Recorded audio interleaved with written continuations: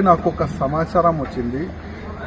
31 జనవరికి ఒక కొత్త ఉస్మానియా కట్టనికి గోషా మహల్ గ్రౌండ్ లో ముఖ్యమంత్రి గారు వస్తున్నారని నాకు ఉస్మానియా హాస్పిటల్ సూపరింటెండెంట్ గారు ఫోన్ చేసి మీకు ఇన్విటేషన్ ఇవ్వాలి, ఉస్మానియా కొత్త హాస్పిటల్ గోషా మహల్ గ్రౌండ్ లో కడుతున్నారు కదా, దానికి ఇనాగ్రేషన్ ఉంది, మీరు రావాలని నాకు సూపరింటెండెంట్ గారు కాల్ చేసినారు.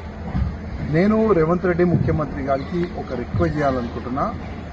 Gosha Mahal ground back side Chandanwadi చాకనావాడి అంటారు, మొత్తం సరౌండింగ్ జనాలు. ఇక్కడ హాస్పిటల్ కడితే మాకు ఇబ్బంది వస్తుంది. కరోనా అట్లాంటి ఏదైనా ఒక రోగం వస్తే ఈ రోగంకి ట్రీట్మెంట్ ఇక్కడనే జరుగుతుంది.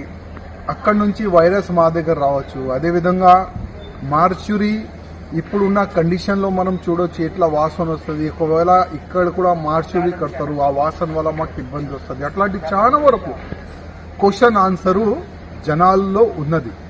నేను ముఖ్యమంత్రి గారికి రిక్వెస్ట్ చేసే ఒకరు, మేము ఎన్నిసార్లు అసెంబ్లీలో మాట్లాడినాం, పాత ఉస్మానియాలో పోయి కూడా మేము మొత్తం వీడియో కూడా తయారు చేసినాము. అక్కడనే ఉస్మానియా కట్టొచ్చు, అంత ప్లేస్ కూడా ఉంది, అది కూడా మేము మీకు చెప్పినాము, మీడియా పరంగా చెప్పినాము, అన్ని విధాలుగా చెప్పినాం. కానీ మీరు అక్కడనే కడతారని ఒక సంకల్పం తీసుకున్నారని నేను అనుకుంటున్నా. కానీ నేను మీకు రిక్వెస్ట్ చేస్తున్నా, మీరు ముఖ్యమంత్రి తెలంగాణ